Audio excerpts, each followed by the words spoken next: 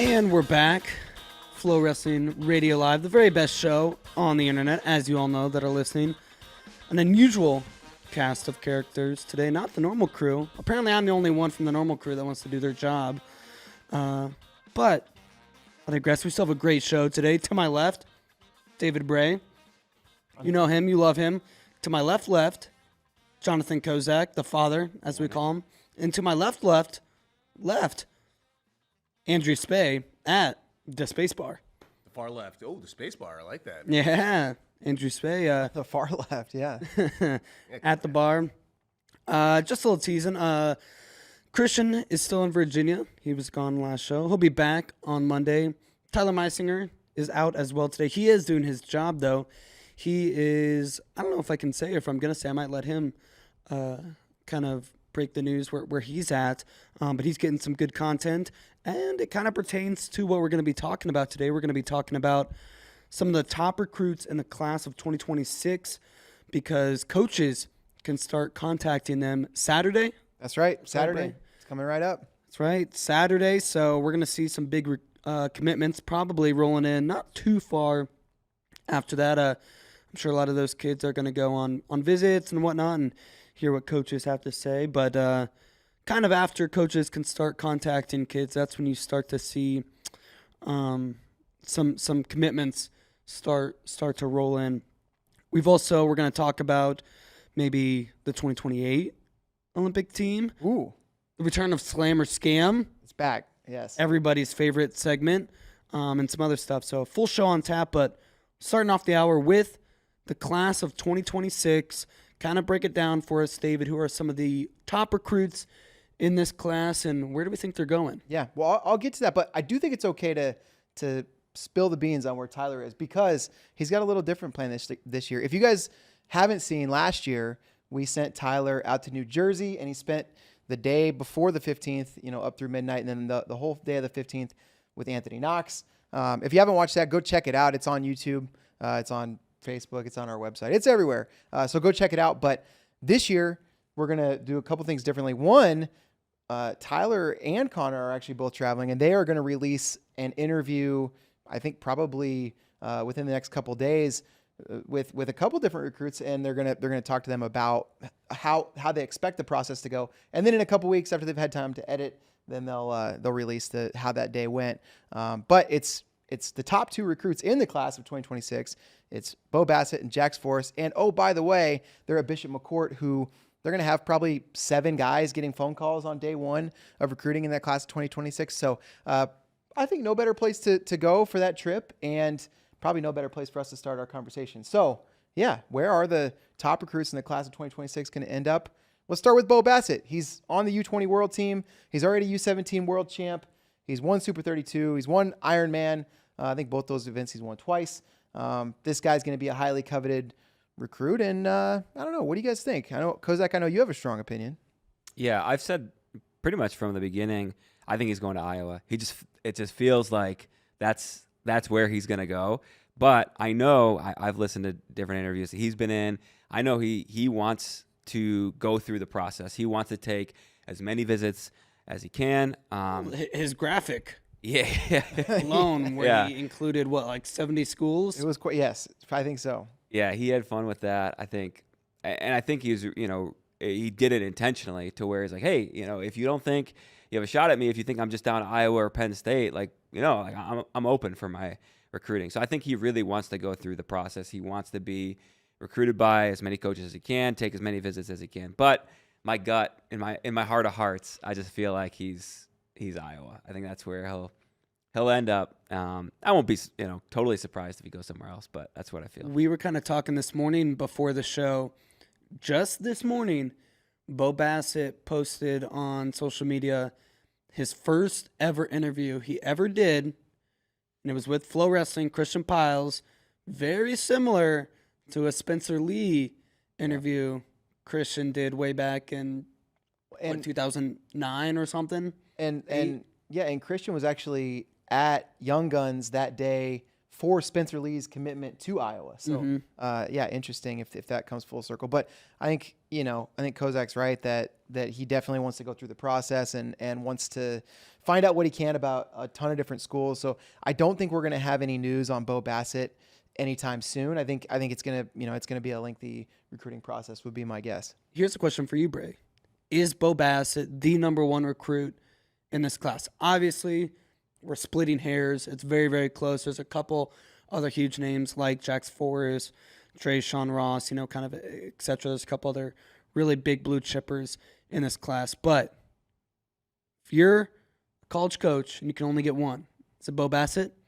I think it is because I think this is a guy who, not only is training himself to win, but is training himself to be the face of a program. I think he wants to be a star. He wants to be in the spotlight. He wants the, lights on him, and he wants to, spread the word about whatever team he's part of. And I think you've seen him have a kind of a gravitational pull to Bishop McCort. I don't think that, the Bassets are going around calling people and recruiting them to come to Bishop McCort. I think people are naturally drawn to that. I think they're drawn to that program and they're drawn to the success they're having. But I think they're also drawn to Bo Bassett and his personality. And this is a sophomore in high school who already has over 100,000 Instagram followers. He's got. You look at his social media account. He's got like a content plan. We do that. We have content plans, and you can tell he does too. So I think. If you're arguing who's going to have the most success on the mat, it could be him, it could be somebody else.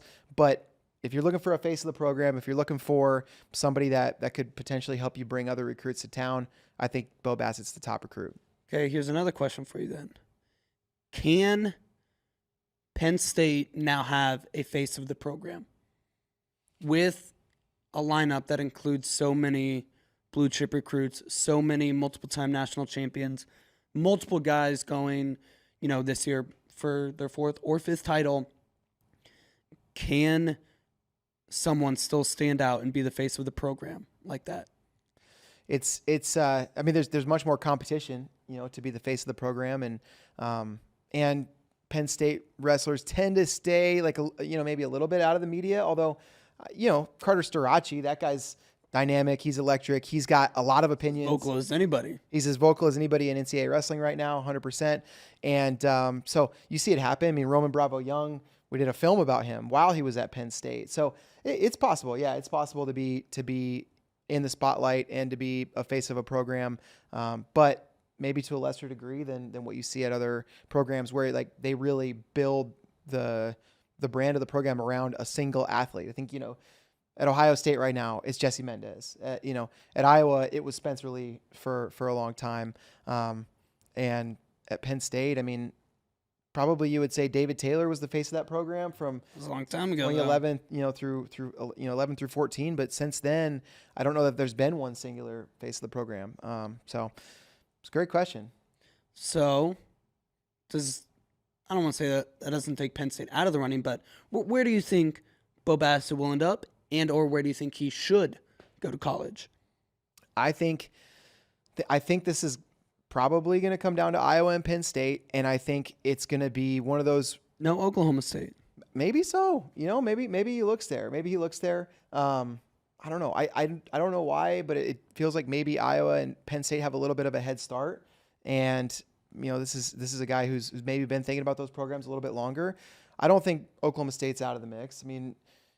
David Taylor was right down the road from Bo Bassett for a while, but remember, Bassett didn't train at M2. He wasn't a guy that was going over there. There were some of the Bishop McCort guys did, like Mason Gibson and Eric Gibson, but Bo was young guns. He was part of that. So I don't know how much time he spent with David Taylor. I'm sure it's some. I'm sure he looks up to him.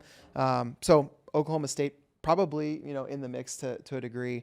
But it does feel like it's going to come down to Iowa and Penn State. And to me, this seems like one of those commitments that could be up in the air until the very last minute and probably is a coin flip. That's how I feel about it. I kind of hope it does go until the last minute and we don't get a commitment, this fall or spring or winter, because it kind of makes it more fun. Like, I feel like a lot of these top recruits commit super early. It almost takes the fun kind of out of it, the wind out of the sails a little bit. Like we've kind of had our 2024 class committed for over a year, you know, those top guys.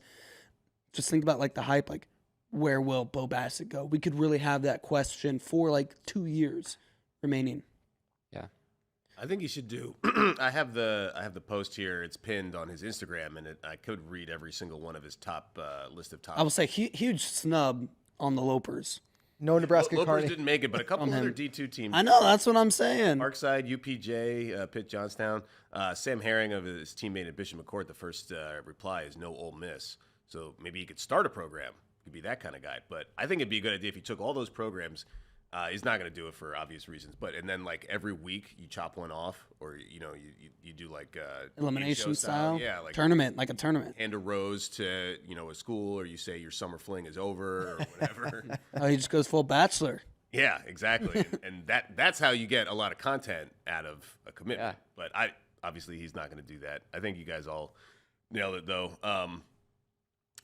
Something who brought it up here in the YouTube comments though, but he does have a relationship with Rudis, and Rudis is based out of Ohio and has a lot of Ohio State connections. Does that add them at least? No one's really talking about him, but that's something. It's not nothing. Yeah, he said he trained there before U20 trials as well. So I think they're in the running, maybe like a dark horse behind maybe Iowa and Penn State. But I mean, if you're a guy that's at 65 kilos, Jesse Mendez is going to be one of the better training partners you could ask for. yeah, for sure. But also competition for that 2028 spot, Yeah. which I know Bo Bassett he considers himself a legit threat to make the 2028 Olympic team. Yeah, I mean, he was one match away from making the Olympic trials this year as a sophomore in high school. So I think he should consider himself, a legit contender in there. To me, he feels like a Hawkeye. He feels like kind of their next Spencer Lee for all the reasons we said. He's a young guns guy, Pennsylvania guy, machine gun mindset, which plays right into, your stereotypical Iowa style, really hard hand fighting, pushing the pace. And if you want to be the face of a program, you want to have the most fanfare around you as possible, the most hype. That place is still Iowa. Go. Carver Hawkeye Arena is still the most electric venue. So, yeah, we'll see. I'm curious. JD, you're the Iowa homer, so of course you're going to say Iowa is a great destination. But as an East Coaster, I'll back you up. I think it's every interaction or every person that you meet from Iowa has a wrestling story, and that's just not the case. Even at a place like Penn State, with all their recent success, it's still not as prevalent on their campus. As far as I can tell, maybe things are changing a little bit, but Iowa is that school where you can be the wrestling star at a different level than other campuses. Like I said, I bumped into someone on Rainey Street a couple months ago. I started talking wrestling with them here in Texas. They knew Kevin Dresser, so there you go. You go to Rainey Street, where all the bars are, where all the cool kids hang out and talk wrestling. Just wear some Iowa gear. it's like it's Iowa City, baby. We talked about how Bassett and Forrest are 1 and 2. They're teammates. They're friends. I think I already know the answer to this, but David, I want to hear your perspective. Like, I don't think they're a package deal, right? But how likely do you think it is that they go to the same school? I think they are going to have 100% independent recruiting processes. And that's one of the reasons I'm really excited to see even like day one of recruiting that Tyler and Connor are going to follow. Like what are some of the differences? But I really do think that these guys are great friends, great training partners, but they're going to approach this recruitment process extremely differently. And they even approach their training now differently to a certain extent. They don't go everywhere and train together all the time. Obviously when they're at Bishop McCort, when they're back home in PA, they're training all the time. But Jax Forrest, he'll do camps at Oklahoma State, and especially likes training with Zoe down there. Bo Bassett, you mentioned the Ohio State camp. These guys are very different people. They're very different in how they, I think about life and social media and a lot of things. They have a ton of things in common too. They're similar in a lot of ways. But I do think these processes are going to be drastically different. And if they end up in the same place, it's possible, but I don't think it'll be because of each other, at least not as like a primary motivating factor. I think they're looking for the best fit for themselves individually. Two things. One, we're getting a question. No, I am not the Rainy Street serial killer. Ooh, I can yeah. confirm. And I denounce him as well. That's exactly what the Rainy Street Killer would say if he was on a podcast. Just FY. I mean, True. It You've is- never seen me and the Rainy Street serial killer in the same room. that's right. Yeah. Apparently, for people that don't know, in Austin, so unfortunately, it's sad, but dead bodies are being discovered in the lake right by this place, the street where there are a lot of bars that heads that's right near the lake. And there's theory that there's a serial killer going on, and there's another theory that it's JD. I mean, He did just deny it though. none of the rest of us felt the need to bring that up and defend ourselves. So Right. I don't Yeah. know. This "I'm not the Rainy Street serial killer" T-shirt is bringing up a lot of questions already answered by your T-shirt. It says it right there on the t-shirt. I'm not the guy. I'm not the killer. Okay. So, well, we can put that to bed. I'll put that to end right now. Number 2, Jax Forrest. There's a lot of talk, rumors. He trains a lot at Oklahoma State. Sounds like that could be the front runner. But who else is in the mix, and what are the odds he goes somewhere else other than Oklahoma State? I think he's really. I think Jax Forrest is also really pretty wide open. Yeah, obviously Oklahoma State we've mentioned. He, along with Bo, they go over to Nittany Lion Wrestling Club practices. They're within that radius, so they're allowed to do that. So they've trained there. I know one of the things that's been kind of an advantage for both Bo Bassett and Jax Forrest is that they were winning at a high school level in like 7th and 8th grade. And at that age, you can talk to college coaches. Like once you're in high school, you can't, but they've been around. And I know that, there were times where I remember seeing Jax Forrest at NHSCA duels on a high school team. And there are college coaches that would typically be there to talk to the, juniors and seniors, but they can also, talk to them at that time. So I believe Jax already has some good relationships with schools coast to coast. And I think he's pretty wide open. I believe that he's like Bassett in the sense that he's going to entertain the process. He's going to see what they can learn. He's got impressions about these schools based on having relationships with kids that are there and coaches. But I think they're pretty wide open. Right now, I would think that Oklahoma State is probably the front runner. Okay. Moving on to probably the number 3 recruit in this class, Dreshaun Ross. He's kind of a unique one because we're still not even sure 100% if he's going to wrestle in college. This is a guy he's getting football offers as well. What are the odds? A, he goes all in on wrestling. B, he goes all in on football. Or C, he does the Ben Keita route, who he was club teammates with at Seabolt and tries to do both in college. Man, he's been getting football offers since he was a freshman in high school, which apparently you can do. It's like I don't know, it's like some certain kind of offer that they can give in football. Man, that's hard to, I don't know. I mean, that's really hard to pass up, especially in an era where there's NIL and, by the time Dreshaun gets through the process, there may be, they may have figured out the settlement to the point that you're getting directly paid from your university. So I think that money would be pretty hard to pass up, but this is a guy that loves wrestling. He does it at a super high level. He's on the world team this summer, and he's just, he continues to invest a lot of time. I mean, a world team that's taking time off of summer football training. That's, going to require him to be all in on wrestling. So I hope wrestling keeps him. I think wrestling's got its work cut out for us though, to keep him. I don't know. What would you guys do? I mean, I feel like he's going to play football. I think just looking at him, the first time I watched him wrestle, he was 85 kilos, like U14, U15, something. I'm like, this kid is he's got a huge frame. Like, he's gonna be huge.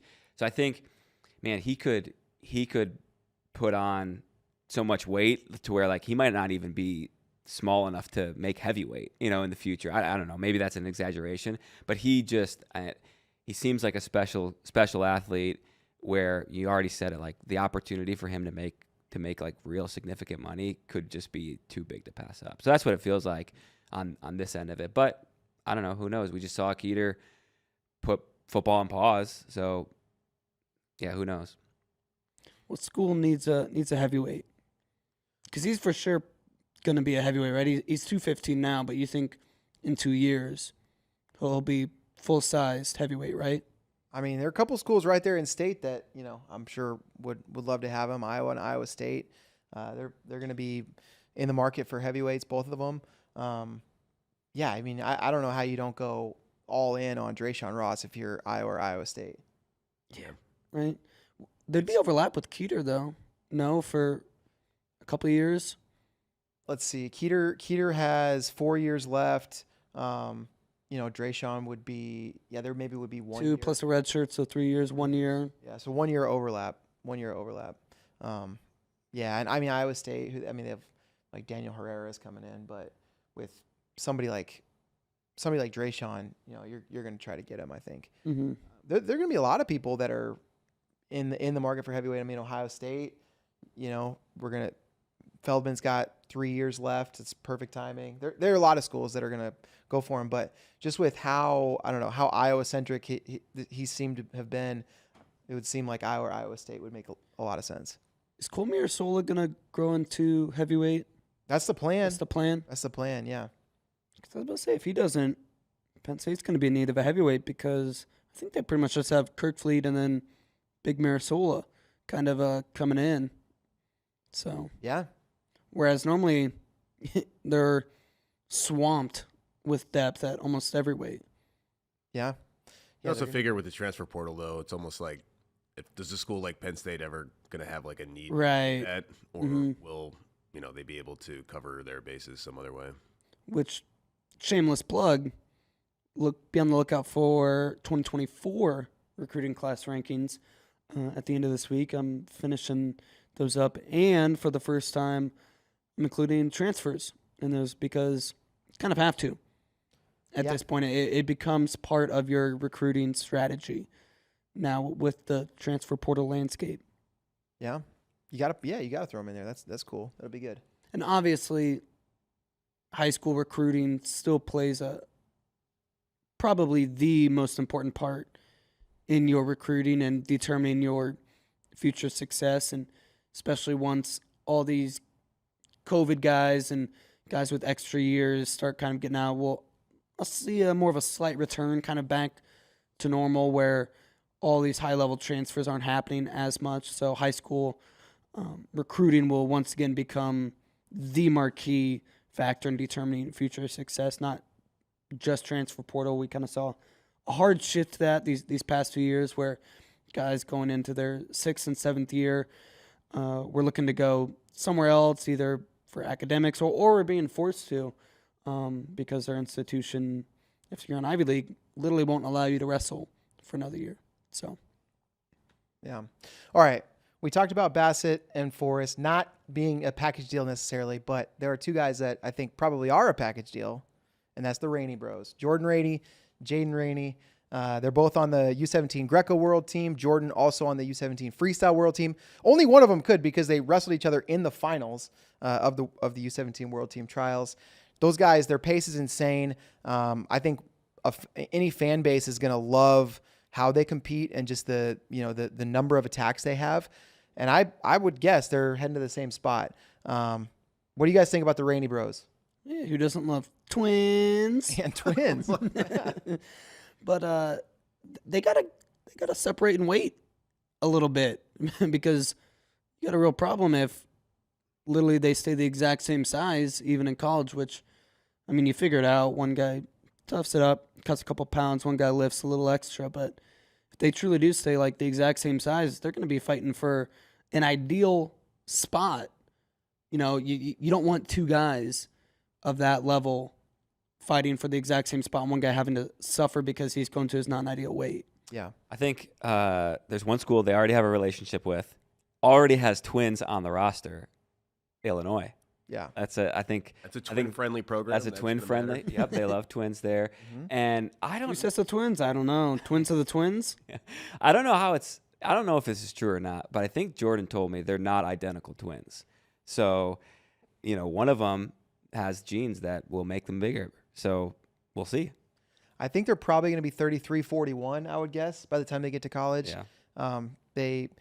I think 25 might just be a little too much of a cut. So I would guess 33, 41, and they'll figure it out. I mean, we've seen twins do that in the past. You know, Tom and Terry Brands were a weight class apart. The Dardanes brothers, it happens. So the Steiners, so I don't know. They'll figure that out. But I think Illinois is really in Iowa. You're listening to some Iowa twins there. Those are some Iowa twins. Iowa went through a run of like Twin Town USA on the wrestling team. Just tons of them. Yeah. Well, if you don't know, Kozak brought up Illinois. These guys are from Union County, Kentucky, which is, kind of northern Kentucky. So Illinois, one of the closer Division I programs, and they've trained there at the RTC. I got to tell you one thing Illinois did at the RTC that I think is very smart. They designed singlets for these wrestlers that have the Illinois RTC logo on the singlet, but then they have the kids' high school logo also on the singlet. So you see these kids from all these different schools with the whatever St. Charles East logo on one part of the singlet, and then the Illinois logo on the other. Very smart. And the Raney Bros, they got that singlet on, the Illini RTC.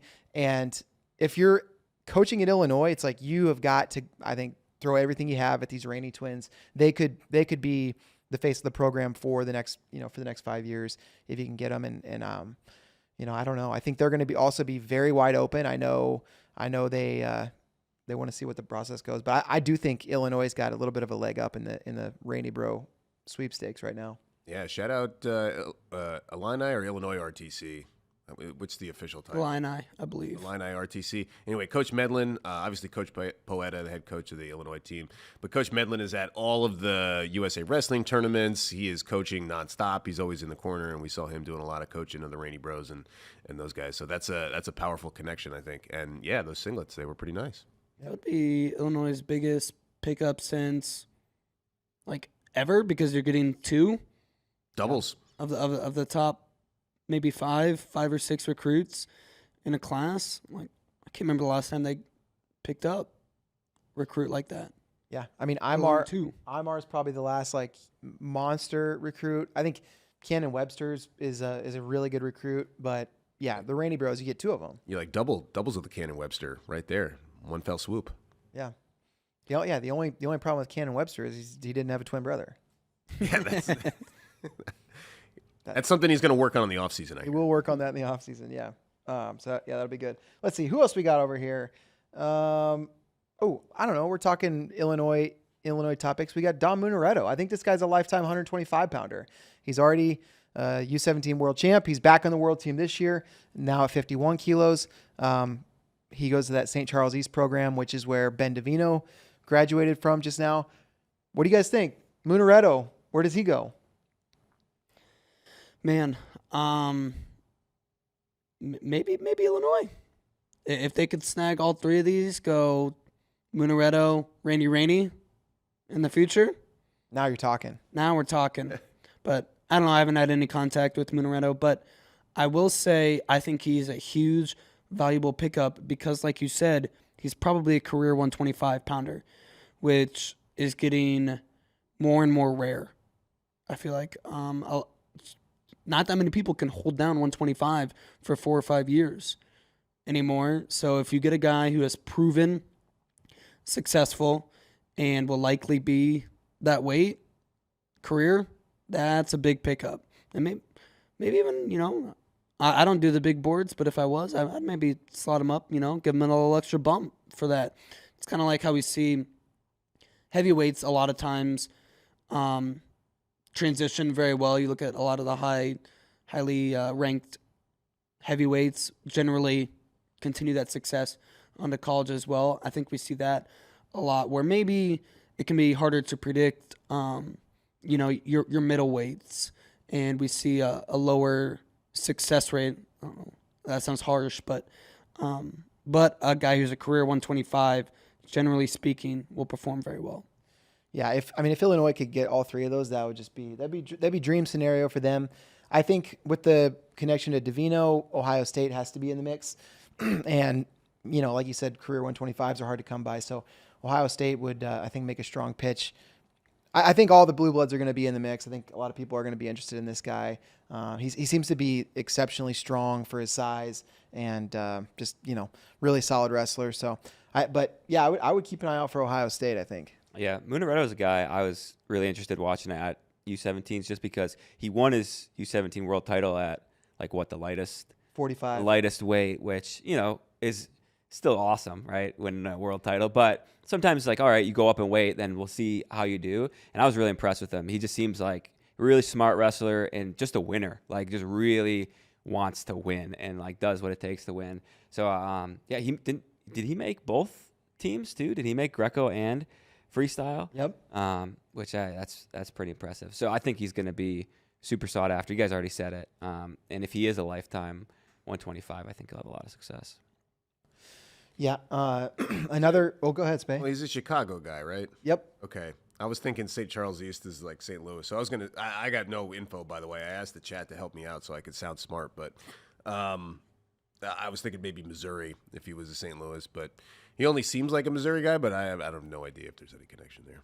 Yeah. I mean, I know that the recent guys, the Chicago area, they do train together a lot. I saw a workout with Munaretto and Seth Mendoza a couple summers ago, and Seth Mendoza's going to Missouri, so you might be onto something. Yeah. Chat says Ohio State or Iowa, maybe. I don't know.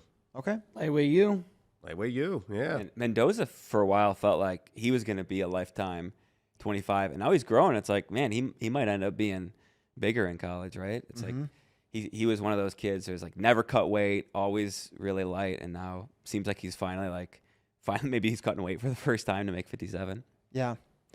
It'll be interesting. Another really interesting recruit is Coby Merrill, and with a B, yes. There have been many people that have told me that have emailed me over the years that have said, "Hey, you got a mistake. You've got Cody Merrill ranked twice, but there's Cody Merrill and there's Coby Merrill."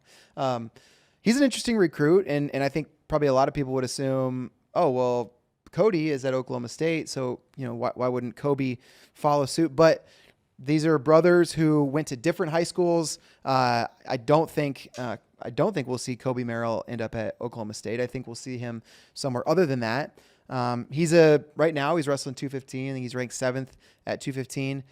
Could be a 97 pounder. Could be a heavyweight. He is built very similarly to Cody.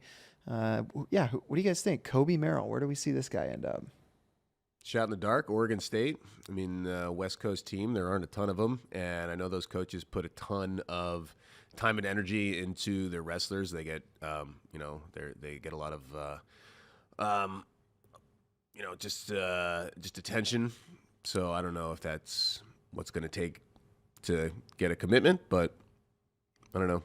Like those coaches, like the West Coast. Yeah. One thing that could maybe take Oklahoma State off the board is if Cody, with the D, becomes a heavyweight guy. There's talk right now. He's probably a 197, but maybe a heavyweight. If he does become full-time heavyweight, this isn't a position where the Raney brothers, all right, you got to bump up. I nowhere to go. No. Mm-mm. So, if you want to start 4 years, he might have to go somewhere other than his brother. Yeah. And I think he will. If you're thinking West Coast, I wouldn't rule out Stanford. I think that's a program that, they're going to work hard to try to get a guy like Coby Merrill to stay in state. And I think that's a school with a lot of appeal for that, for that family and for Coby. So I would keep an eye on Stanford as well. Now, they do have Sahakian coming in, which could cause. Well, Sahakian's going to Michigan. Yes. So that's California good. I miss Sahakian and Chalakian. Oh yeah, Chalakian. Yeah, there are some Armenians out there. Yeah, they all train together, right? Yeah, Those two guys, they got the same coaches. Yep, and a Slickian who was in the U17. He's on the U17 team. They're all out. They brought a lot of fun energy to the U.S. Open. Yeah, down on the mat. It's great. Another big boy on the big board, top 10 guy, Michael Mocco. Yes, I love it. And if you're recruiting Michael Mocco, you've got the whole Mocco family that you're recruiting because Steve Mocco, Spay knows him a little too well. Yeah, I've been thrashed by Steve Mocco on 2 separate non-consecutive occasions. But, Steve Mocco obviously going to be a resource to your program, just the knowledge that he has. This is a guy that was an NCAA champ both at Iowa and at Oklahoma State, and, trains fighters. He's just got a lot of knowledge that he brings to the table. I think you're also probably in the back of your mind hoping that if you land Michael Mocco, maybe, Peter Mocco comes along behind afterwards. Peter Mocco was a Florida State champ this year as an 8th grader. He did a very unique dance in celebration. So it was The Macarena. we called it the Macarena, and I was doing it. Did we? somebody? Yeah, it go. Oh, there's Kozak. He's got the move your hips too. He's moving your hips. Yeah. We called it the Macarena, but somebody else said that's not the right name. But Was you it know from what? like a video game or something? I don't know. We need Tyler to translate the young person. Yeah, video game, some kind of anime thing. I don't know. Anything anime. But I mean, the problem with hoping to get both Mocco brothers is, are they both eventually heavyweights? And if they are, we got the same situation we were just talking about with the Merrills, where they don't fit. But I think Michael Mocco is a guy who you've seen improve every year exponentially. And I think he right now is a sophomore who's like really good. And by the time he graduates, I think he's going to be way, way up there. And I mean, I hope by the time we get to the end of 2026, the 2026 season, I hope we've seen Dreshaun Ross and Michael Mocco battle it out. I think those two guys are going to be probably the class of heavyweight. And so Michael Mocco going to be huge. I would think Oklahoma State maybe in the driver's seat a little bit. We've seen Michael Mocco have Zoe in his corner at the U17 trials, which Zoe's still around. He's one of the guys from Oklahoma State that's remained part of that program or in the orbit of that program. So I would think Oklahoma State maybe with a leg up. I have no insider info, no idea how much this would even come into play, if it matters at all. But Steve, his father, is the head coach at American Top Team in Florida, like their main gym. There also happens to be an American Top Team gym in State College. That's true. I don't know. Connect the dots? How connected are the various? I have no idea. Yeah. That's why I said I'm completely reaching here. I have no idea Yeah. how much that would even play, but maybe a little bit. And if he does have MMA aspirations growing up in a club that is based out of an MMA gym, what better place to go to college than Penn State, where you can easily transition right into an MMA career, post-college wrestling career. Good point. So before we move on from this topic, what are realistic expectations to put on these blue chip recruits? Like, when you get nabbed as, it might be different for number 1 to number 5, but these like top 5-ish, top 10-ish guys, what are you expecting if you're a college coach getting this kid for them to produce for your program? I think in the era of NIL, these coaches are, I mean, they're thinking about points at the NCAA championships, and they're not going to, they're not going to throw a ton of time and energy into recruits that they don't think are going to translate directly into points at the NCAA championships. And I think these guys we've been talking about, these guys towards the top, I think the expectation is that over the course of their careers, these guys are, hopefully scoring 50 or more points at the NCAA championships, maybe win a title and place a couple other times, that type of thing. I mean, I think that's the level of expectation of these athletes, is that they're 50 plus point recruits, and you're hoping they're more than that. You're hoping that over the course of 4 years, they're doing even better than that. But, I mean, that would be my guess, is that, we want 50 points out of these guys. Yeah, this class feels special, right? Like this, we talk about like the ebbs and flows of different classes, and I feel like especially with Bo and Jax at the top, you feel like those guys are going to come right away and challenge for national titles. Munaretto is a lifetime 125. I feel like his expectations are going to be multiple-time All-American. Even Mocco, it's like that guy, by the time he gets to a college campus, he's going to be an All-American contender. So I feel like this is a special class, and there should be some pretty high expectations for this class. That's kind of what I was getting at. Like, freshman year All-American contender is kind of the expectation now, which is pretty insane to say, because just thinking about how hard it is to do that. And I'm sure there are some people out there saying people like Bo and Jax, like 4-time NCAA champions, which I don't think you can ever predict that for any recruit, no matter how much of a sure thing you think they are, just because of how hard that is to do. I feel like anytime you get over 2-time NCAA champion, that's outperforming expectations for even the surest of sure things. What's crazy, because like we just had however many 4-time NCAA champions in a row, Yanni and Aaron Brooks and Carter Starachi. And then the question immediately after last year was, who's going to be the next 4-time NCAA champion? We're going to have to wait a little while. But I think the conversation immediately went to like probably maybe Bo Bassett, maybe Jax Forrest. It's like those expectations are already being put on these guys. And I think some of it's coming from like themselves, right? They have that expectation of themselves. But then we also see like Gilman or Forrest wrestled Gilman to a 1-point match at the Olympic trials. Bo Bassett's already beating national champions. So we know they're already there. Yeah, that's the thing. I mean, Bassett and Forrest both beat an NCAA champion on the same day, right? Forrest beat NATO, and Bassett beat Anthony Ashenall on the same day, and they're sophomores in high school, so they can absolutely perform. But I think the point that you made, JD, is great. That like predicting to win 4, that's crazy. I mean, even Keegan O'Toole was 3rd as a true freshman, and everyone was like, "All right, give him 4." And now, here we are. Like he's, he David Carr all of a sudden, became an opponent, and that's the guy that is very, very difficult to beat. So, yeah, it's impossible to predict for, but I do think these top guys are going to score a lot of points. Well, it's becoming more the norm, but you also got to think more of these level guys are now coming before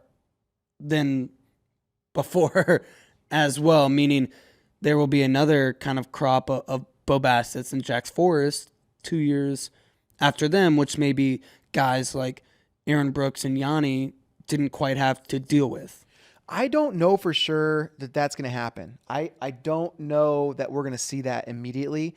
And I could be wrong, but like looking at the group that just moved into U20s for the first time this year, and then looking at the U17 group, there does seem to be a difference. There does seem to be that few elite guys maybe missing from the mix in the current U17 group. I think there are a handful, but I don't know. I mean, I think like this year you look at the U20. Normally you look at the U20 World Team trials and you'll get like a handful of nationally ranked high school kids. This year there were a ton. It looked like a high school tournament. It looked like more, older high school kids and fewer younger college kids, where a lot of times it's the inverse. So I don't know. I think this is a special group. I think there will be eventually another group like them, but I think it might be a little bit of time before we have like a whole influx of guys like this. All right, so David Bray predicting Bassett and Forrest, both 4-time NCAA champions. They don't. Yeah, you got to come back and eat your words. Yep.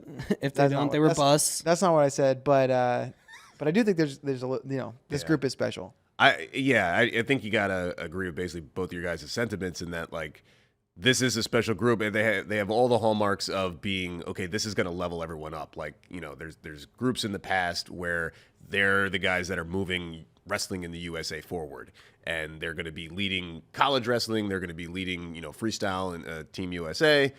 But at the same time, the whole, what you hope to see is that wrestling continues to improve across the board, and that there are more classes coming and pushing them. And it's not just, okay, these guys are such an anomaly and nobody else is reaching that level anymore. They just, are that much different. So, it's cool to see the greatness and the leveling up, and you kind of want to see those 4-timers and those, and go on and do things in freestyle at the same time. But also, if the U.S. is not pushing, producing guys that are pushing those guys, then it's almost like, well, then that class is a little stagnant or taking a step back. So, it'll be interesting to see. We'll learn a lot about how American wrestling is progressing with this class. It's kind of like a stock where it goes up and down, but the trajectory over time is up and to the right. Yeah. You have your dips and your ups and your valleys and your But hills. nothing is more robust as the U.S. economy. So just invest in. That's right. The index S&P funds. 500, baby. That's right. Yeah. So no pressure on these recruits, but the entirety of American wrestling is on their shoulders, And the economy? and now the stock market too. We can't have that crash either. That's resting on them. All right. No pressure. A lot of weight on those shoulders, on those young shoulders. Hey, our next topic, kind of parlaying off this, but we got a question from the Funky Funyun. Okay. Nice. Give us your way too early 2028 Olympic team predictions. And he gave us his. He said Luke Little over Knox at 57, 65 Yanni over Mendez, 74 Carr over Messenbrink, 86 O'Toole over Kekheisen, ? Okay. Almost nailed the spelling. That one is tough. I'll give him a pass. Yeah, not the best speller here. Yeah, 97 Brooks over Snyder, 125 Gable over Paris. Finally, can I say, finally a Funyun with a little bit of funk, first of all. That's what we needed. But yeah, 57. Okay. Luke Lillidahl over Anthony Knox. What do you guys think? Not a bad pick at all. Does Knox and Lillidahl, are they able to hold 57 for another 4 years? To me, that's kind of like the question. And I think we'll see a lot of guys from this year's U20 57 kg bracket that Connor and I followed along in Geneva. And that, fast forward 4 years, could become very similar to the Olympic bracket. Luke won that bracket. He could be the pick if there's no Spencer Lee. Yeah, where's Spencer? Yeah, that was my question. What about Spencer Lee? I think I'm still picking Spencer Lee in 4 years.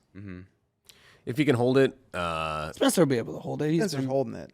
Gonna hold it. He's gonna hold it, and we assume that. And then if and then he's healthy, then why wouldn't Spencer continue just smashing dudes? Yeah, I think it's Spencer Lee. Who's he beat in the finals? I don't know. I mean, the Lillidahl pick is a great one, but yeah, the question of weight, he's taller. I could see him moving up, but I mean, he seems kind of like a Thomas Gilman, where he's probably about the same height as Thomas, right? Maybe so. Where it's not going to be easy, but because of circumstances, he's 65. That's such a big jump, and maybe his ideal weight is 61, but if you got to make the Olympic team, you're trying to do it at 57. And we're going to have an Olympics in the United States of America. That's going to be so awesome. Oh, yeah. Going to be in LA. I don't know. Give me Spencer Lee at 57 kilos. Okay. 65. Okay. Funky Funyun went Yanni over Mendez. I think it's Jesse Mendez. I mean, kind of if you're looking at trajectory, Yes.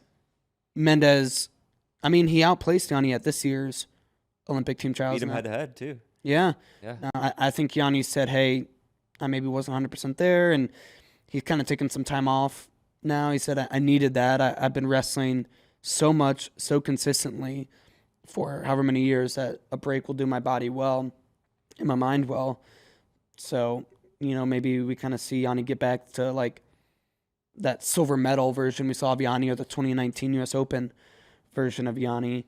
But I think you kind of got to lean Mendez just based off of his trajectory. This is the hardest way to predict. Is 65 is going to have so many guys. You look at everybody that's wrestling between 120 and 140 pounds right now. They could all move up. Like staying at 57 kilos is very tough. And then you're going to have guys like Yanni still around, Mendez, Alirez. It's always just so deep just because it's got so many of these lightweight guys. And there is a big gap between 57, 65, and 74. And lighter guys wrestle a little crazier. There a little more randomness can happen in results that totally change how these tournaments go. It's single elimination. The team trials are single elimination until you get to the best of three. So some weird stuff could happen. So I would take the field if it's possible, but otherwise, yeah, Mendez seems to be inching ahead of everyone else right now. But 4 years is a good long time too. I'm gonna make a bold prediction. Okay. Marcus Blaze. Ooh. I like it. Yeah. Yep. I don't think that's crazy bold. Yeah, just a little. He's gonna be still only like 20. I mean, this guy's on the 22. U.S. national team this year. Yeah. And at 57, but he's already shown that he is not going to be 57 long term. He wrestled 61 at U20 World Team Trials and made the team. So I like that pick. Yeah. Also, I heard Yanni is going to wrestle 70. No kidding. Yeah, I heard that too, that 65 is not fun for him. But he's not a 74 kilo guy. So Olympic he's year, short. He's getting bigger, you got to though. think he's going to be 65. He's got long arms. He's got frame a little bit. I don't know. I mean, yeah, but look at him next to Cal Dake. Yeah, Caltech's also enormous for 74 now. Correct. But yeah, I'm just playing devil's advocate. I have a question. Have we ever seen Ryan Crookham do freestyle? What's his deal? We have. He actually wrestled Nick Bouzakis in a U17 best of 3, I believe, and I think he lost close ones to Bouzakis. So it's been a little bit though. He's dealt with injuries and concussions, and so it's been a minute. But Yeah, I don't know how big he can get either. He might be one of those 61 kilo type guys that gets just kind of stuck in that Stieber. level. yeah, Stieber, like a Seth Gross, Nashon's kind of going up to 65, but those all seem like 61 kilo guys. but Stieber made a team at 65 too once, right? Yeah, Yeah. yeah. But like, what is his ideal weight? Is the other side of that? Good point. Probably 33/61. 74 kilos. The funky Funyun said Car over Messenbrink. Car over Mesenbrink. I don't hate it, but it is weird to me that he moved O'Toole up to 86. Is Keegan big enough to go 86? I don't think so. He's moving up to 174 or 174, but there's still another big jump to get all the way up to 86. Theoretically, he could. I think he could. Those are always tough, but like, man, it's guys are always like smaller as they're getting older, and then they put on more adult muscles and stuff. I don't know if this is a scientific thing at all, but it just seems like you can easily undersell how big they can get, and that you see a lot of guys just wrestling at that level, whether it's the cut or whether they actually put on really good weight to get up there.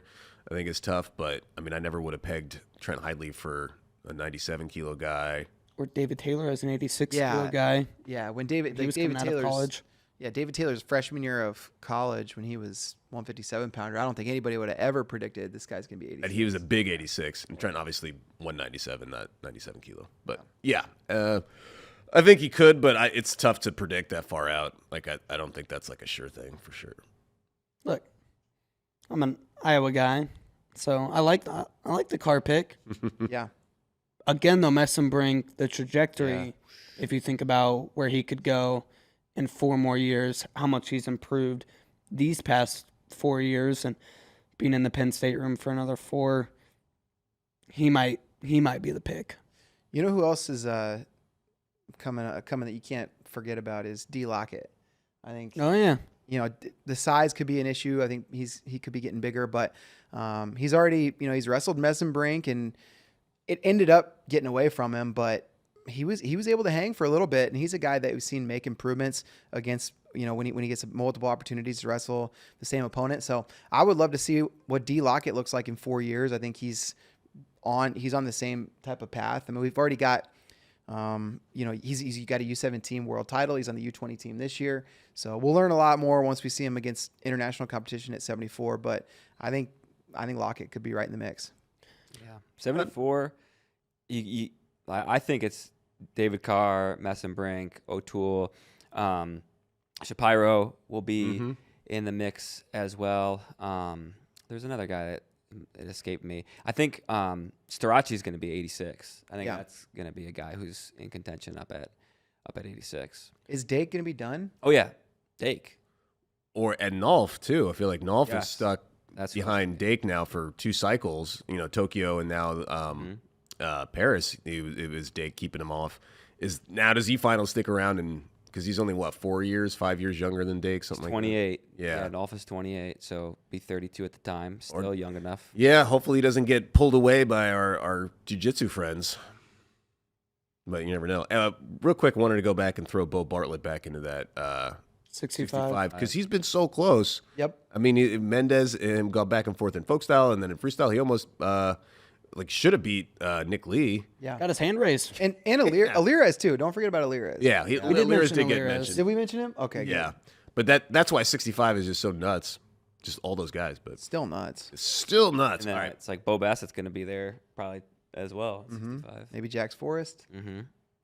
Jax Forrest is going to move up to 132 or 138 for the high school season. So you could imagine him being in the mix. Aiden Valencia is still in the mix. I mean, Yeah.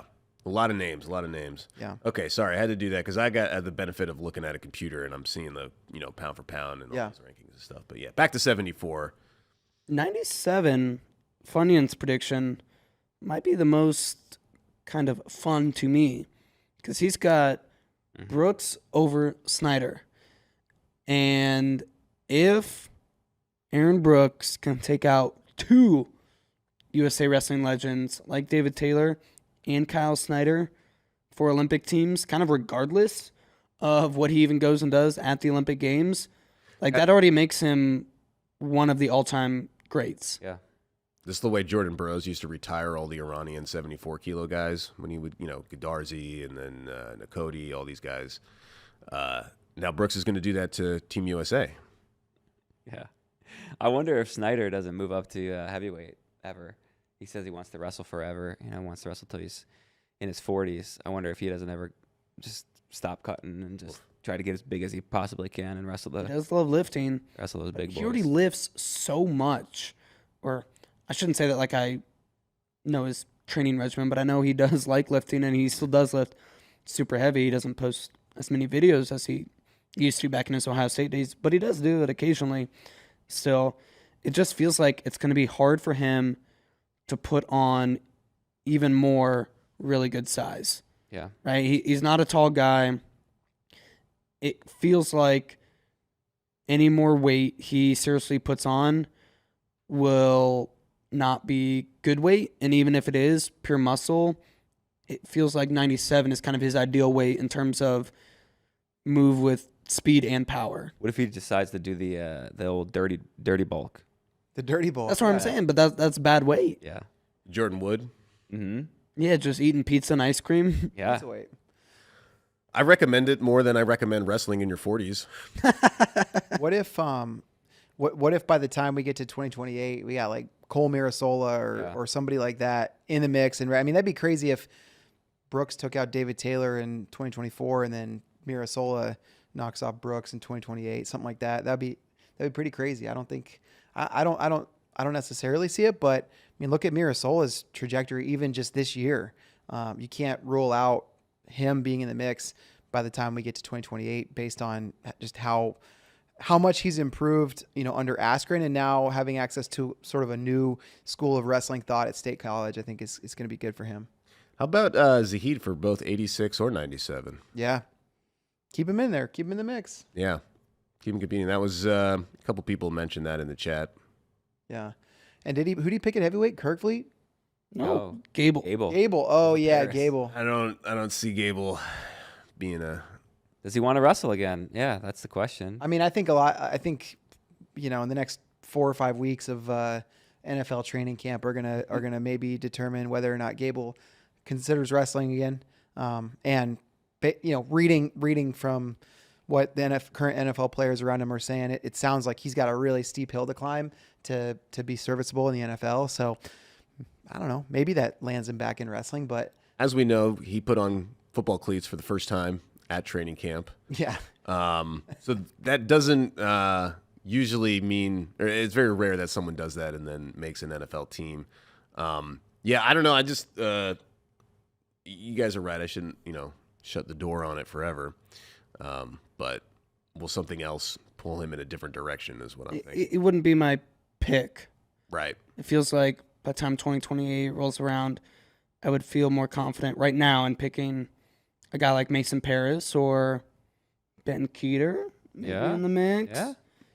I even feel more confident about him being in the 2028 Olympic trials than Gable Stevenson. Until Gable wrestles at another World Championships, I will never pick him to be the ref. Yeah. Remember, he even came back for the Open. Yeah, and Final X. Does John remember? I remember. I was there.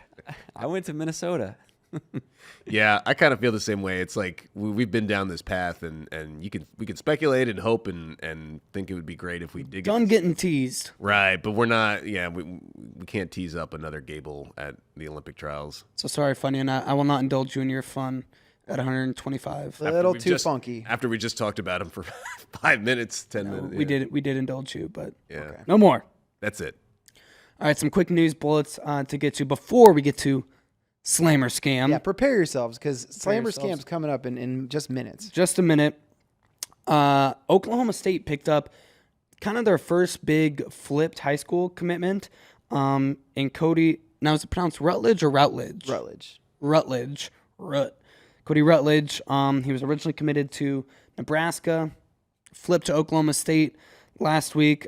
Good middleweight prospect, probably 157, 165 guy. Currently ranked in the country number 7 at 150 pounds. What do you like about this guy, David? Well, I mean, he's really good wrestler. He wins a ton. He also often, I guess, kind of outperforms expectations and tough wrestler.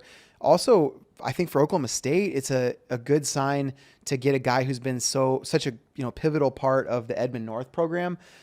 Edmond North and Stillwater High School in Oklahoma, they're just big time rivals, two of the best programs in Oklahoma right now. And so I don't know. I don't know if that's led to like a little bit of tension with a lot of the Stillwater guys ending up at Oklahoma State and the Edmond North guys, elsewhere. There have been plenty of Edmond North guys that went to Oklahoma State, by the way. But I think it's good because it's a good program. They're going to continue producing good guys. So great sign that David Taylor and his staff are not only going to be able to recruit on a national level, but also inside the state of Oklahoma. You need to be able to do both. And this is a good sign that he, even though he's only been in Oklahoma for a few weeks or a couple months, whatever it was, he's got one of the best kids from Oklahoma committing to stay in state. Now, David did say in his press conference that was going to be a point of emphasis, was getting those top Oklahoma kids. I remember he said, I don't know Oklahoma high school wrestling super well yet, but don't wait too long because I will. And yeah, he was right. It didn't take too long. They're already picking up the top guys there in state. That's a massive pull, just like how John Smith was a massive pull for those guys who have grown up looking up to a legend like that. The other big news we should at least mention, Andrew Alira's announced he's officially staying at 141 pounds. There's been speculation about him moving up to 149, but staying at 141, which it would have been awesome either way for us fans because 141 and 149 are both great. But now we get a folk style Jesse Mendez versus Andrew Alira's match. Yeah, and we got Alira's ranked number 1.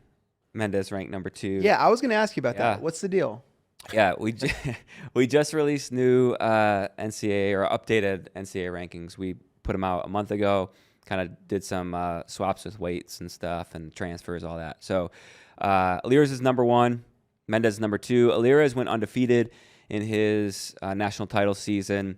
Mendez took 2 losses, lost to Cole Matthews, lost to Bo Bartlett, and freestyle matches we don't count those. So even though Mendez beat Alira's head-to-head at Beat the Streets, doesn't count. Okay. Not being factored in. Hey, I got 2 things. One, Feldman also for heavyweight. Yeah. In the mix.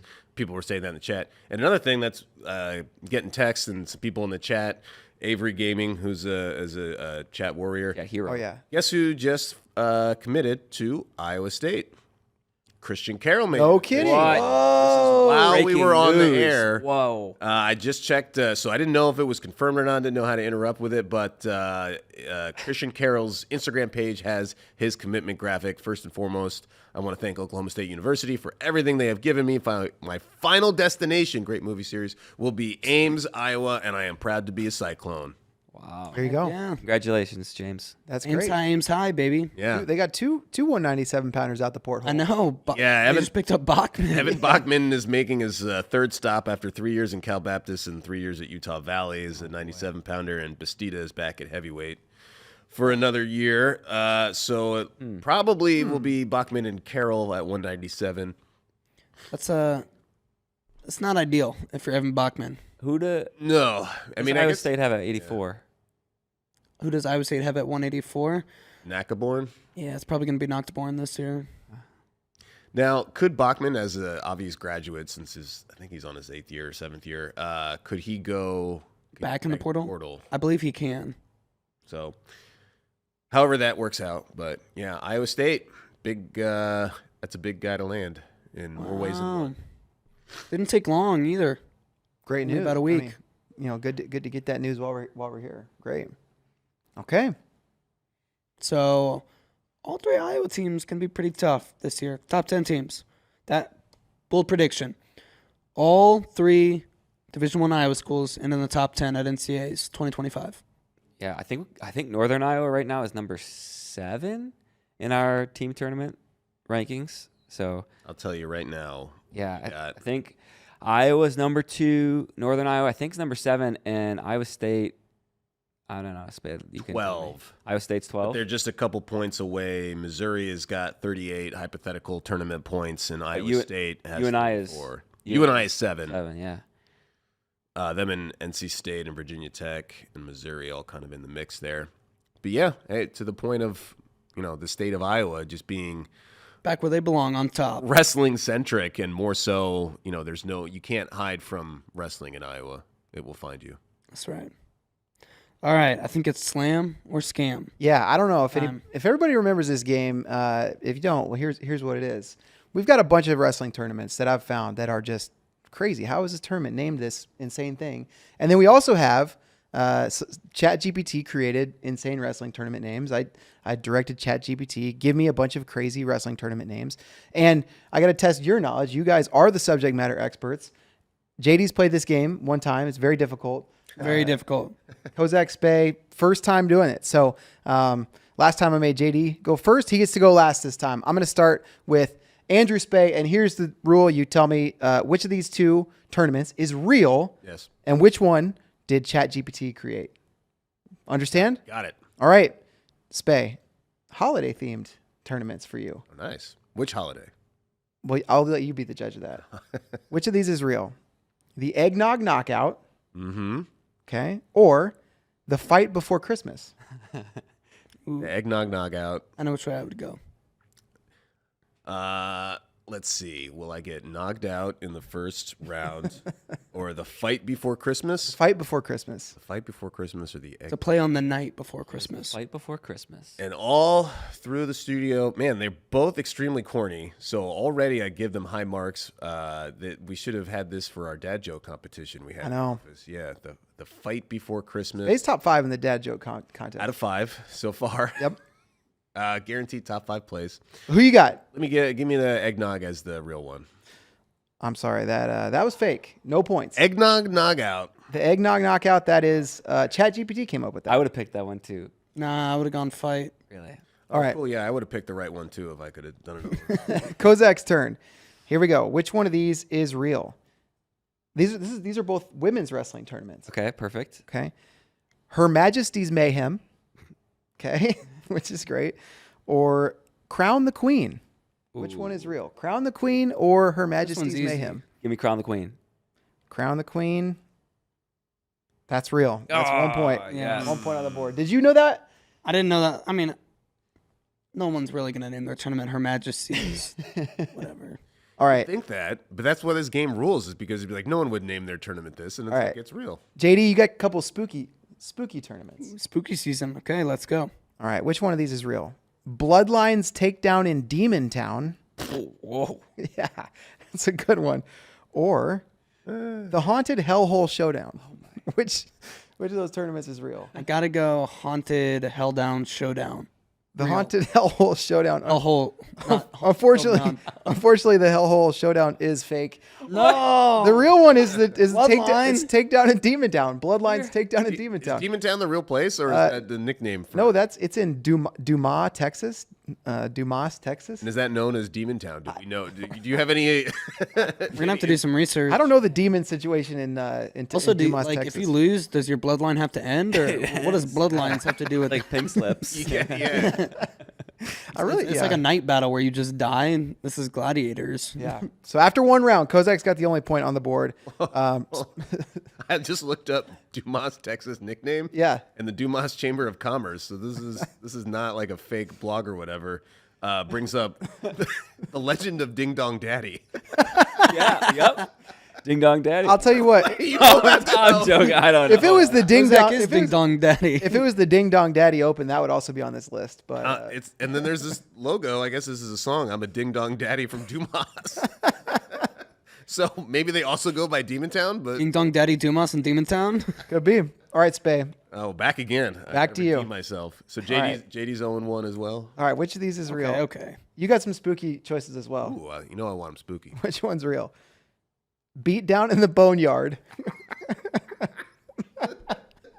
Spay can't even take it. He just had to remove his mic and shove his hand into his face. or carnage in the crypt.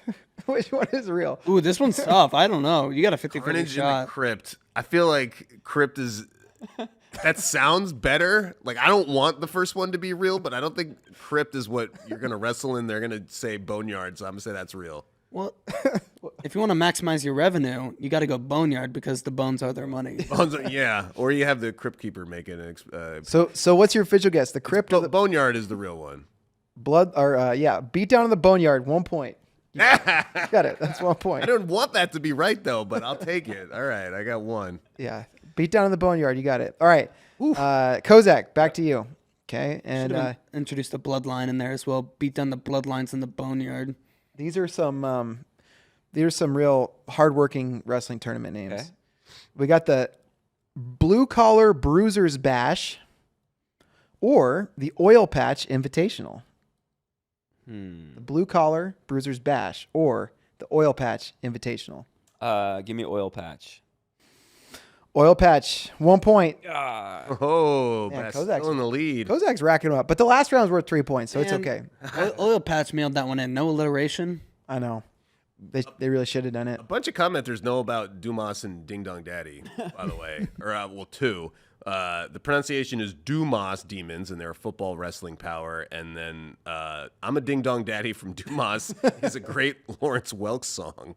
Look up Larry Hooper's version. So that's There's multiple versions. yeah. I'm trying to look up why if the Dumas goes by Demon Town, and instead I'm doing a deep dive into the legend of Ding Dong Daddy. Well, there's a great song, Dumas Walker, that I'm familiar with, but I thought that was like a Kentucky thing, not a Texas thing. So I don't know. We got about more Demon research Town. to do about We got, we're just giving ourselves homework assignments. All right, JD, which one of these is real? Oh, these are both kind of end times themed.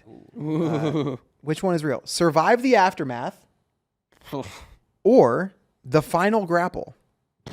I think I have to go the final grapple because survive the aftermath. The aftermath of what?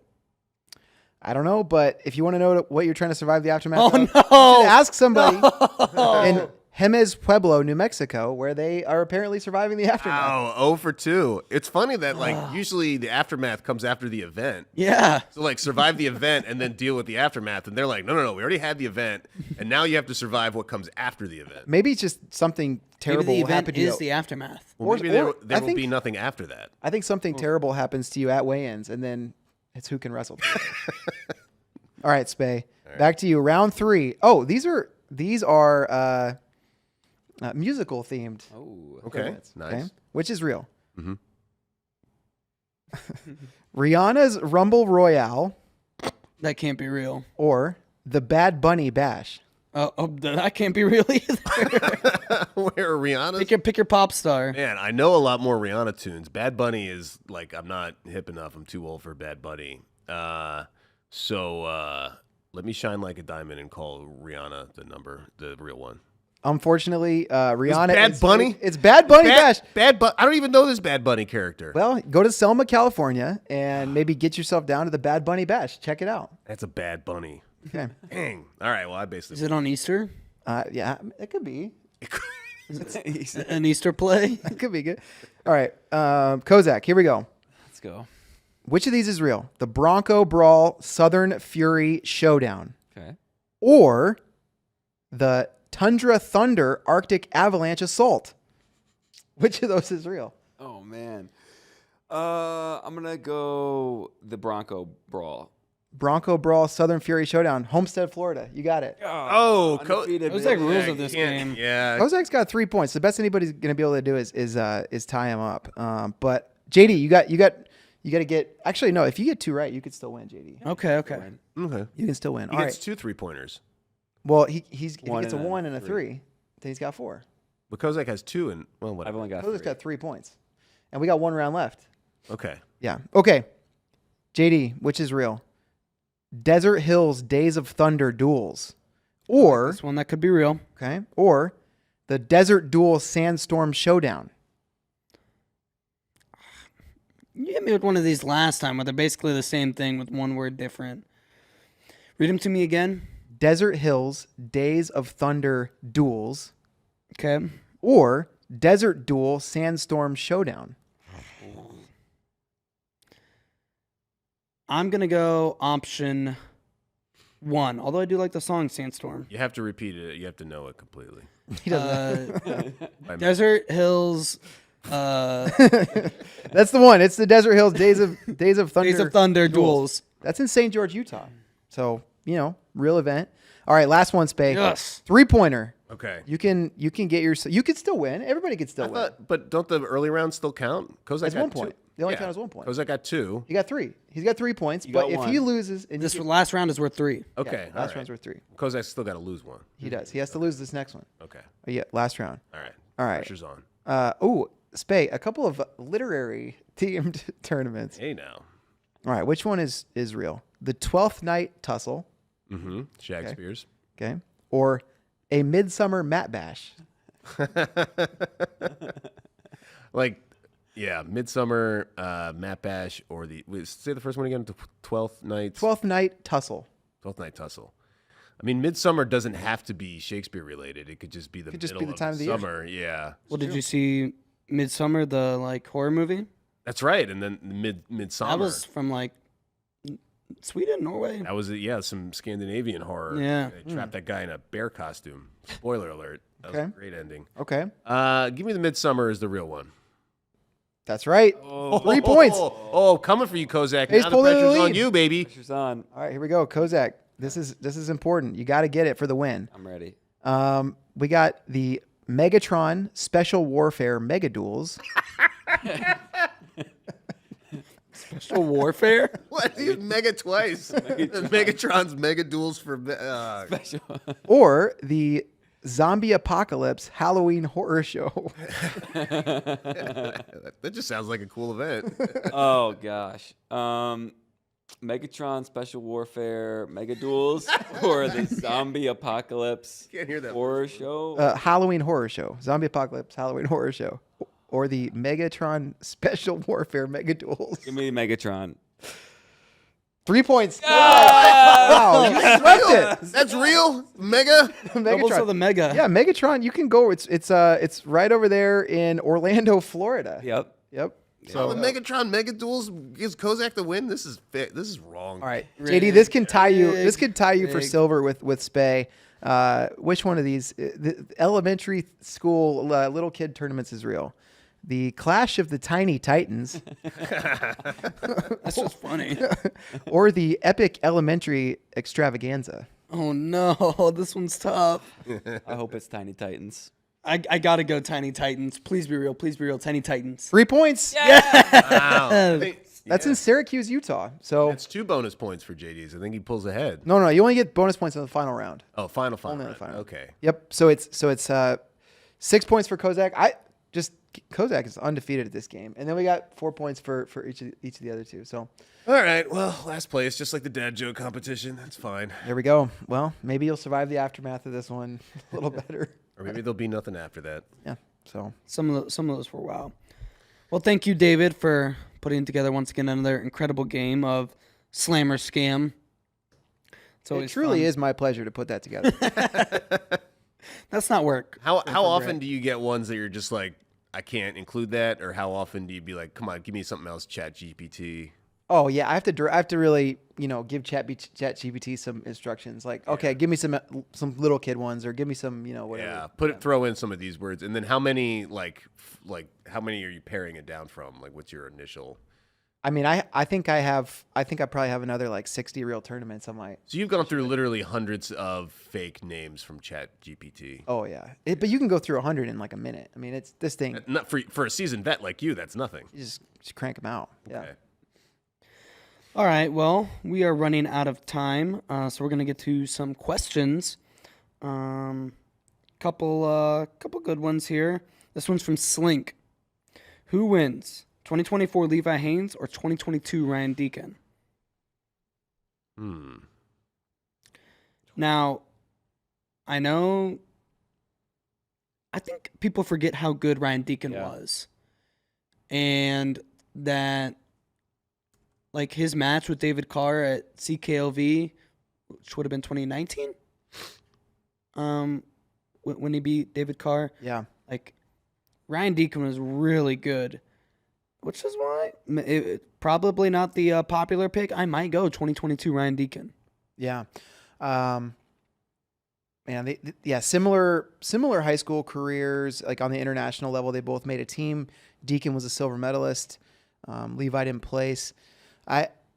Deacon's so good, but I don't know. I think Levi Haynes is he's just he's pretty clutch, and that's something where I don't know. Yeah, I don't know. Gosh, Deacon's so good. I'm with JD. I'm going Deacon. I think people forget how good he was. Also, on freestyle side of things, he beat Jason Nolf, beat James Green as well. Did he beat James Green? He won. Yeah, final. Because he made it at the U.S. Open because he got to sit. So, man, Ryan Deacon was so good. All right, give me Deacon. Can you talk me into it? Yeah. Yeah, I think I'm looking at the stats now on our on Wonderful Wrestle Stat, and Deacon that year, I don't think he gave up any offensive points the entire year. Like he had like several decisions or a good number of decisions, but they're all like 9-2, 6-2, 10-2. Like these look like all escape points. Peyton Robb 5-3 maybe, and then Levi had a couple of close ones last year. Isaiah Crosby was 10-8. There's sudden victory with Will Luan. I mean, they're both pretty amazing seasons, so you can, they're both wire-to-wire number ones. But, yeah, I think maybe Deacon might have it. Well, I thought that was going to be an unpopular pick by me, but we all agree. Ryan Deacon. But it's also like, man, it's not Deacon by like a ton, like Levi's. Well, that's why it's a good question. Yeah. We know who Shane Sparks would pick. Oh, yeah. Obviously, Ryan Deacon. Man. All right, this one from Michael Westhead. For transfer portal wrestlers, what Division I school that has never had a national champ is the best opportunity to be the school's first champ? He says it's Ryder. So we got to find a school that hasn't had a national champ. Can you tell me? I'm thinking like take let's just change it and just think about some of the best schools that have yet to have a national champion. And I went and kind of did some research on this one. And my number one school that has never had a national champion, Virginia. Okay. Virginia never had a champ. They've had some finalists, had All-Americans, but Wahoos. yeah, they were my most surprising to never have a champ. Some other good schools on this list, Utah Valley, never had a champ.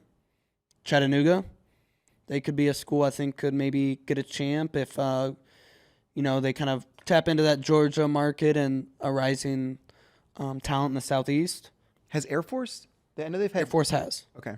Air Force has. Ryder, like this question asker mentioned. And then Duke as well.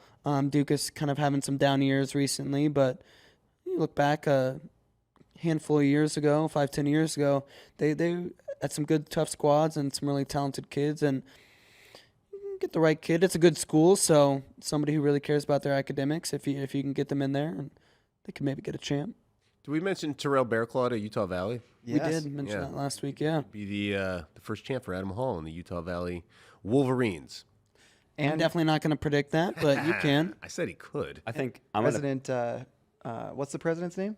Tumenez? President the Jimenez. cheerleader. Astrid Tumenez. Yes, President Jimenez of Utah Valley. That's another great reason to be a national champ there. The president of the university comes to wrestling duels in like a business suit and then pom poms. Yes. And sits Matt's side. Sits Matt's side. Goes crazy. It's great.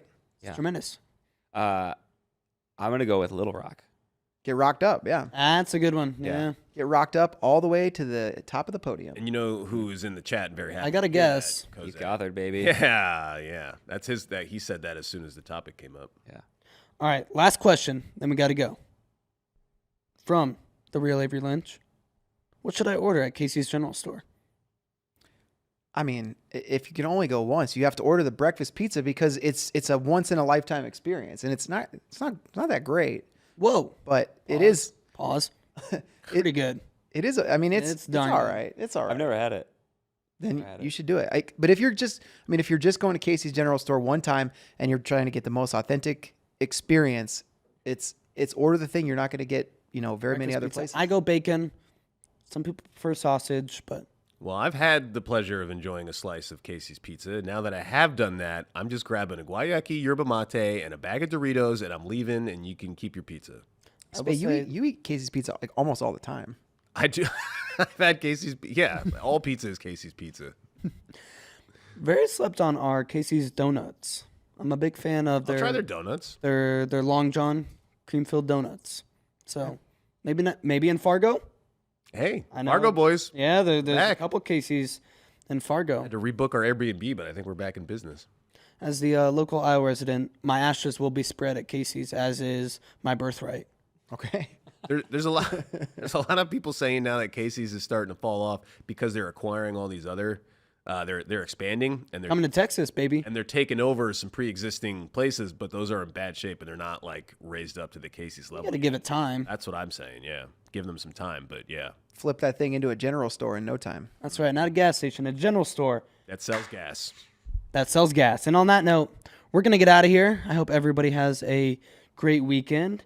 We will see you all back here in this studio with the regular crew. Christian Powell is back. Tyler Meisinger will be back. But thank you, Andrew Spey. I don't know. You guys might be on. Sometimes you guys hop on Monday. I don't know. But I do know I'll be here, and you will be here. See you Monday.